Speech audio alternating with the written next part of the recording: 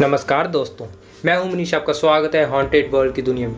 दोस्तों, आज हम बात करेंगे एक ऐसी कहानी की जिसमें प्यार, प्यास, भयानक वैम्पायर्स और साथ में बहुत ज़्यादा खतरनाक वैम्पायर का भयानक टकराव होगा।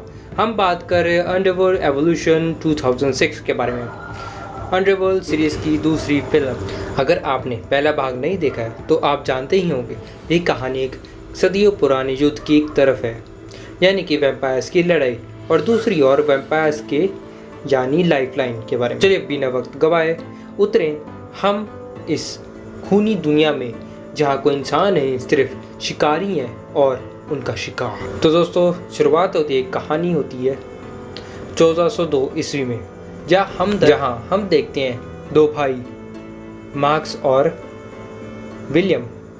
मार्क्स एक वैम्पायर है और विलियम एक अनकंट्रोलेबल वैम्पायर है। मार्क्स चाहता है कि उसका भाई कभी भी कैद में ना छूटे, क्योंकि वो बेहद ही खतरनाक। अब आते हैं वैम्पायर में, जहाँ सेलिन रियल वैम्पायर है और माइकल एक हाइब्रिड भेड़िया है जो कि भाग रहा है। उन्हें अब सिर्फ एक चीज़ चाहिए, सच जो सदियों से छुपाया गया है। लेकिन असली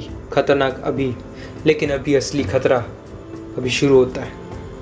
मार्क्स जो अब जाग चुका है, वो पहला वैम्पायर है। अब वो अपने भाई विलियम को आज़ाद करना चाहता है। सेलिन और माइकल को पता चल जाता है कि उनके पास कुछ खास है। सेलिन के खून में कुंजी है उस रहस्य की जिससे खोला जा सकता है उस चाबी का ताला। सेलिन और माइकल जाते हैं एक लेबोरेटरी में, जहाँ पर असल में मार्क्स और विलियम का पता है। वो एक ऐसी इंसान जिसमें अमरता की शुरुआत की। अलेक्जेंडर बताते हैं कि वो सदियों से अपने बेटों की तबाही को छुपाते आ रहे हैं। लेकिन अब समय आ गया कि विनाश कांत हो। इस बीच मार्कस हमला करता है, अपने पति को मारता है और विलियम को ढूंढता है। अपने पिता को मारता है और विलियम को ढूंढने निकल पड़ता है।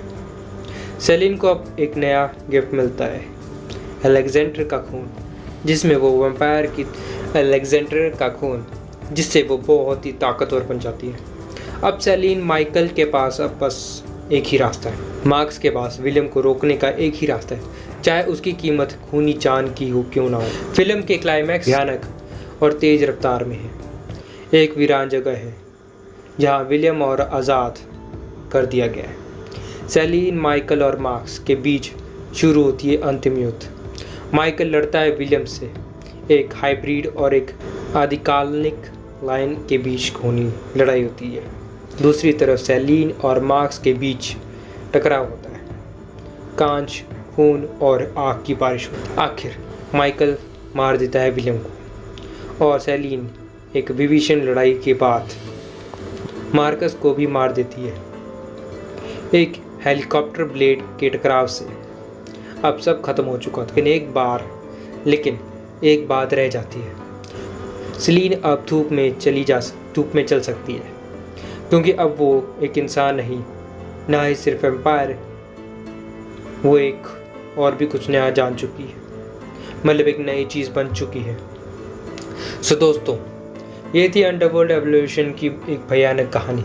अगर आपको हमारी ये कहानी पसंद है तो इस वीडियो को लाइक कीजिए, हॉन्टेड वर्ल्ड को और भी कहानियों के लिए सब्सक्राइब करें, और कमेंट में बताएं क्या आपको सेलिन पसंद है, क्या आप सेलिन को पसंद करते हैं या माइकल को। मैं फिर लौटूंगा एक और खौफनाक कहानी के साथ।